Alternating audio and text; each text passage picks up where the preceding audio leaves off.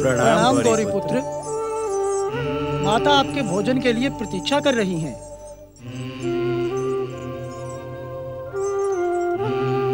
नंदी भैया, इस प्रकार तो ये हमारी प्रार्थना नहीं सुनेंगे।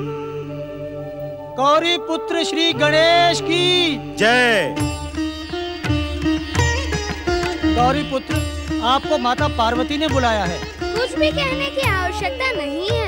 माता पार्वती का आदेश हम तक पहुंच चुका है। तो माता की आज्ञा का पालन करें और उनके कक्ष की ओर पधारें। इस समय हम माता पार्वती का आदेश न मानने के लिए विवश है। नंदी भैया, तुम माता तक मेरा ये संदेशा पहुंचा दो कि वे मुझे क्षमा कर दें। कारण गौरी पुत्र? कारण तो केवल इतना है नंदी भैया कि इस समय हमारे भोजन की इच्छा शांत हो चुकी है। ये आप क्या कह रहे हैं गौरी पुत्र? वही जो तुम सुन रहे हो। यदि आपकी इच्छा शांत हो गई हो तो उससे तुम्हारी इच्छा पर तनिक भी प्रभाव नहीं पड़ेगा नंदी महाराज। मैं अपनी बात नहीं कर रहा था गौरी पुत्र, परंतु मैं तो तुम्हारी ही बात कर रहा हूँ। मेरी इच्छा का प्रभाव अपनी इच्छा पर पड़ने भी न देना, क्योंकि अब मेरी भोजन करने की इच्छा निकट भविष्य में कभी जागने वाली भी नहीं है।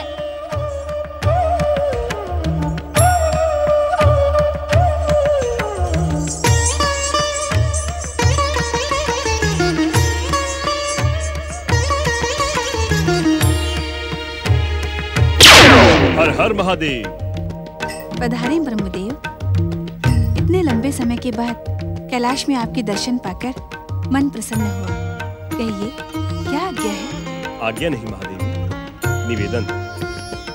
सोचकर तो आया था कि महादेव से ही कहूंगा, परंतु आपको देखकर मन में एक विचार आया कि गौरीपुत्र श्री गणेश आपके अत्यंत निकट हैं। आपकी ही कृपा से उन्होंने अपना अवतार धारण किया है, इसलिए तो आप श्री हरि विष्णु के अवतार महर्षि वेद व्यास की आराधना को सफल करने का प्रस्ताव लेकर आए हैं। हाँ महादेवी, आप गौरीपुत्र को आदेश दें कि वे महर्षि वेद व्यास की आराधना को शीघ्र सफल करें। मैंने स्वयं व्यास आश्रम जाकर महर्षि को वचन दिया है। मैं जानती हूँ ब्रह्मदेव कि महर्षि वेद व्यास की सफलता से सारे संसार का कल्याण होगा, परंतु आजकल मेरा पुत्र कुछ अनमना सा रहने लगा है।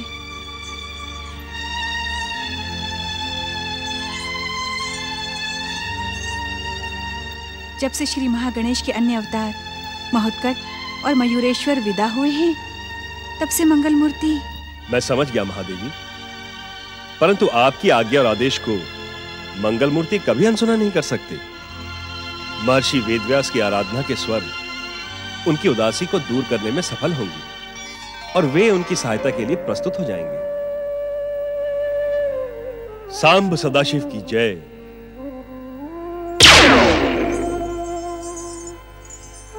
हम जानते हैं तुम दोनों क्या कहना चाहते हो। अब तो महादेव को ही कुछ करना होगा।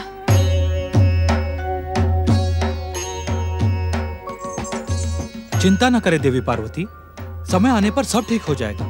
हम जानते हैं गौरीपुत्र ने भोजन न करने का हठ ठान लिया है। पुत्र भोजन न करने का हठ ठान ले तो क्या माता चिंतित न होगी? इस हठ का उपाय आपको ही करना होगा स्वामी। उपाय केवल हमें नहीं, देवी आपको भी करना होगा। मैं कुछ समझी नहीं। मंगल मूर्ति के हठ में सर्व मंगल लोक कल्याण का संकल्प है। इस समय हमें उसे मनाने के स्थान पर उसका साथ देना होगा। साथ? किस प्रकार स्वामी? संसार में सर्व मंगल मांगल्य की अलख जगाने वाली देवी पार्वती मंगल मूर्ति के संकल्प को सफल करने के लिए क्यों न हम दोनों भोजन न करने का व्रत ले लें।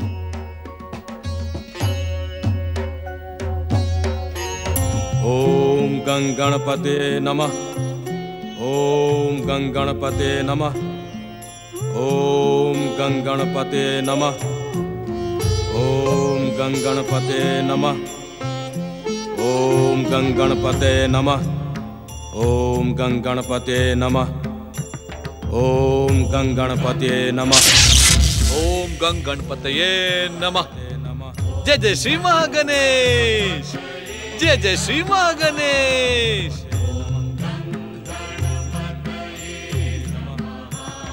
ओम गंगणपते नमः। जय जय श्री महागणेश। ये कौन गणेश भक्त है? इनके बारे में गौरीपुत्र श्री गणेश ने मुझे कोई आदेश नहीं दिया। ओम गंगणपते नमः। आदेश दे भी तो कैसे? लंबे समय से उन्होंने मेरा स्मरण भी तो नहीं किया, फिर आदेश देने का तो प्रश्न ही नहीं उठता। जय जय श्री महागणेश।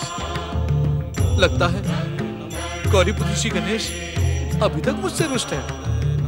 पिछली बार मेरे अचेत हो जाने के अपराध को उन्होंने अभी तक क्षमा नहीं किया, परंतु मुझे तो अपना कर्तव्य निभाना ही होगा। उनकी तपस्या करने वाले भक्त की सहायता तो करनी ही होगी। जय जय श्री महागणेश।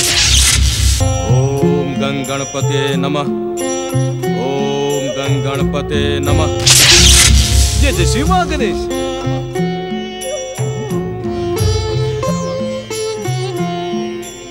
वरदानी गणेश भक्त गणेश दास वरदान पाने के बाद भी तपस्या क्यों कर रहा है? इसका रहस्य तो तुम्हें जानना ही होगा दयासुर। भक्त गणेश दास, ये मैं क्या देख रहा हूँ? तुम्हें तो श्री गणेश की कृपा का वरदान पहले ही मिल चुका है। तो तुम तपस्या करके क्या पाना चाहते हो? ओम गंगणपते नमः। ओम गंगणपते नमः। जय जय श्री महागणेश। ओम गंगणपते नमः। ओम गंगणपते नमः। ओम गंगणपते नमः। ओम गंगणपते नमः। ओम गंगणपते नमः। ओम गंगणपते नमः। ओम गंगणपते नमः। ओम गंगणपते नमः। ओम गंगणपते नमः। ओम गंगणपतये नमः।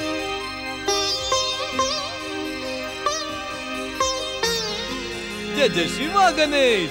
जय श्री गणेश। भक्तराज दयासुर, आप निर्दयी होकर मेरी भक्ति में बाधा डालने यहाँ क्यों प्रकट हुए हैं? मैं क्यों बाधा डालूंगा? जय जय श्री महागणेश, मैं भी तो तुम्हारे समान श्री गणेश जी की भक्ति कर रहा हूँ मित्र। मैं समझ गया, तुम्हारा विचार कुछ और है। भक्ति एकांत में होती है, किसी के एकांत में बाधा पहुंचाने के लिए नहीं। कहो, तुम यहाँ किस उद्देश्य से आए हो? तुम्हें आराधना करते देख मेरे मन में एक प्रश्न उभर रहा है। कहो, जब इतना कुछ कह दिया है तो अपने मन में उभरते हुए प्रश्न को भी कह दो। जय जय श्री गणेश। गणेश जी से वरदान प्राप्त करके क्या तुम तृप्त नहीं हुए? ये कैसा प्रश्न है? प्रश्न तो प्रश्न जैसा ही है। मैं केवल ये जानना चाहता हूँ कि तुम्हें और क्या चाहिए? कुछ नहीं, कुछ भी और नहीं चाहिए। फिर तुम गणेश मंत्र की साधना क्यों कर रहे हो बिना किसी मनोकामना के? भक्तराज दयासुर, मैं बिना मनोकामना, बिना वरदान की लालसा के निरंतर मंगल मूर्ति श्री गणेश की भक्ति में लीन रहना चाहता हूँ। संसार के किसी अन्य काम अथवा वरदान की किसी प्रकार की लालसा नहीं है। मैं तो केवल भक्ति करना चाहता हूँ, केवल भक्ति। जय जय श्री महागणेश। इतनी भक्ति पाकर क्या करोगे गणेश दास? भक्तराज दयासुर, क्या भक्त भक्ति से तृप्त हो सका है? भक्ति तो भक्त की जीवन धारा होती है। जिस प्रकार हिरण के लिए कस्तूरी, प्राणी के लिए श्वास और स्त्री के लिए आभूषण, उसी प्रकार भक्त के लिए भक्ति है। वो अपनी भक्ति की धारा से दूर रह के जीवित कैसे रहेगा मित्र? मैं तो केवल अपनी भक्ति की कामना पूर्ण करके गणेश दास का नाम सार्थक करना चाहता हूँ। आहा, तुम धन्य हो मित्र गणेश दास, तुम धन्य हो। तुम्हारी इस अद्भुत भक्ति को देखकर हमारा मन प्रसन्न हो गया। भक्तराज, यदि तुम अपने मित्र को भी प्रसन्न देखना चाहते हो तो उसकी भक्ति की धारा के साथ उसे अकेला छोड़ने की दया करके अपना दयासुर नाम सार्थक करो। जय जय श्री गणेश। जय श्री गणेश।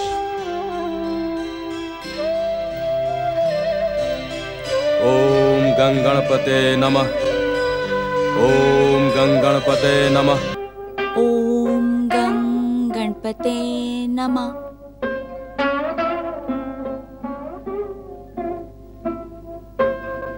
हे विघ्नों का अंत करने वाले मंगल मूर्ति श्री गणेश, आप तो विघ्नहर्ता और सुखकर्ता के रूप में सारे संसार में प्रसिद्ध हैं। फिर आपकी कृपा दृष्टि मुझ पर क्यों नहीं पड़ती? मेरे स्वामी महाराज शशिवाहन सदा मुझसे रुष्ट रहते हैं। उन्होंने कभी मुझे स्नेह दृष्टि से नहीं देखा। मुझ पर कृपा करे प्रभु। मैंने ऐसा कौन सा पाप किया है जो मुझे मेरे पति से सम्मान और प्रेम नहीं मिलता?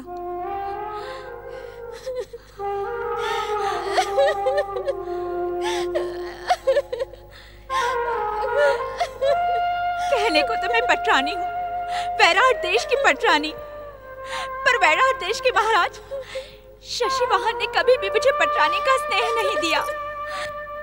मुझ पर कृपा करे प्रभु, मेरे सम्मान की रक्षा करे प्रभु।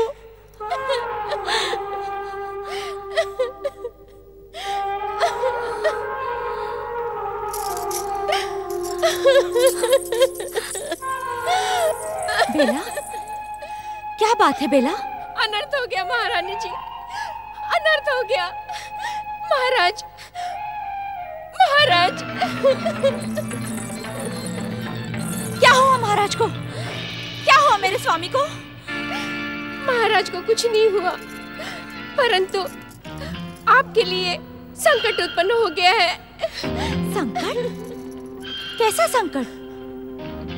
पटरानी जी, महाराज आपकी सौत को ब्याह कर लाए हैं।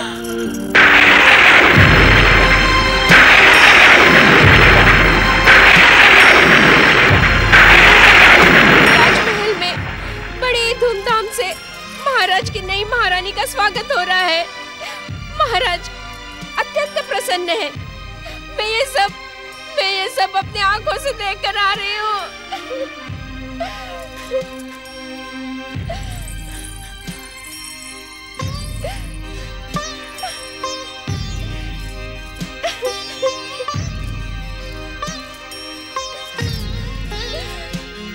आनंद के इस अवसर पर आंसुओं की कोई आवश्यकता नहीं है बेला। ये समय तो प्रसन्नता का है। आंसू बहाकर इस शुभ मुहूर्त को अशुभ मत बनाओ। ये कैसे विचित्र बात कर रही हैं आप? महाराज आपकी सौत को ब्याह कर लाए हैं। मैं सुन चुकी हूँ बेला। फिर आपकी इस प्रसन्नता का कारण? तुमने अभी कहा ना बेला, महाराज प्रसन्न है, मेरे स्वामी प्रसन्न है। मेरे लिए इससे अधिक प्रसन्नता की बात और क्या हो सकती है? ये कैसी विचित्र बात कर रही हैं आप? आपकी सौत आपको कभी सुख से नहीं रहने देगी। तुमने उनके आने के पहले ही अनुमान लगाना आरंभ कर दिया। ये अनुमान नहीं, पटरानी की परंपरा है। एक म्यान में दो तलवारें नहीं रहती। जिस प्रकार एक जंगल में दो शेर, सौत होती है। यदि मन में संतुष्टि हो तो सौत बहन भी बन सकती है। नहीं, ऐसा कभी नहीं हो सकता। आप भगवान श्री गणेश की भक्त हैं। इस सौत से छुटकारा पाने के लिए आप प्रार्थना करें, वे अवश्य ही आपकी सहायता करेंगे। मैं इस बात को नहीं मानूंगी बेला।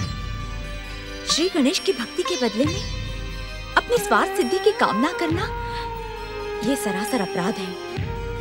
मैं तो बस इतना चाहती हूँ कि मंगल मूर्ति मेरे स्वामी को प्रसन्न रखें, सुखी रखें,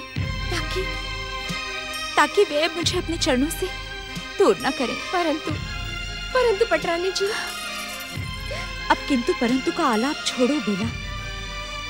मेरा मन तो महाराज और उनकी नई महारानी से मिलने का आतुर हो रहा है। मैं उनके स्वागत के लिए जाती हूँ। जय श्री गणेश।